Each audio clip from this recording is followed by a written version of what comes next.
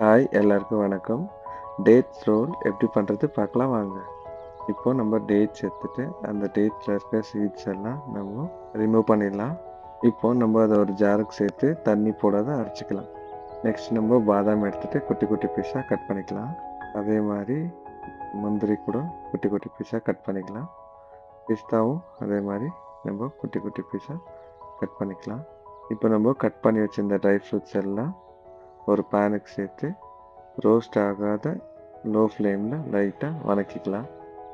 அது கூட நம்ம பம்ப்கின் சீடும் ஆட் பண்ணிக்கிட்டு லைட்டாக ஃப்ரை பண்ணிக்கலாம். இது 0 சுகர், ரொம்ப ஹெல்த்தியானது.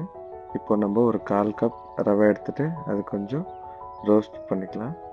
இப்போ பேனில் ஒரு ஸ்பூன் அளவு நெய் சேர்த்துக்கிட்டு அது கூட நம்ம அரைச்சி வச்சுருந்த டேட்ஸை சேர்த்து நல்லா மிக்ஸ் பண்ணிக்கலாம். இப்போது ஒன்ஸ் இது நம்ம ஃப்ரை பண்ணோன்னே அது கூட ட்ரை ஃப்ரூட்ஸ் எல்லாமே சேர்த்து நல்லா மிக்ஸ் பண்ணிக்கலாம். இந்த மாதிரி டேட்ஸ் கூட நல்லா மிக்ஸ் பண்ணி வச்சுக்கலாம். இந்த சூட்லேயே நம்ம எந்த ஷேப் வேணுமோ அந்த ஷேப்புக்கு வர வச்சுக்கலாம்.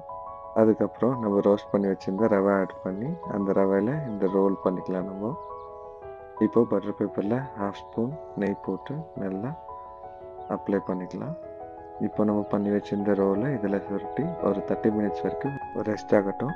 ஒன்ஸ் 30 மினிட்ஸ் ஆனோடனே இப்போ நம்மளுக்கு எந்த ஷேப் வேணுமோ அந்த ஷேப்பில் நம்ம கட் பண்ணிக்கலாம்.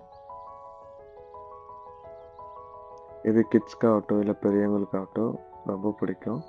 ஒரு வாட்டி செஞ்சுக்கோங்க.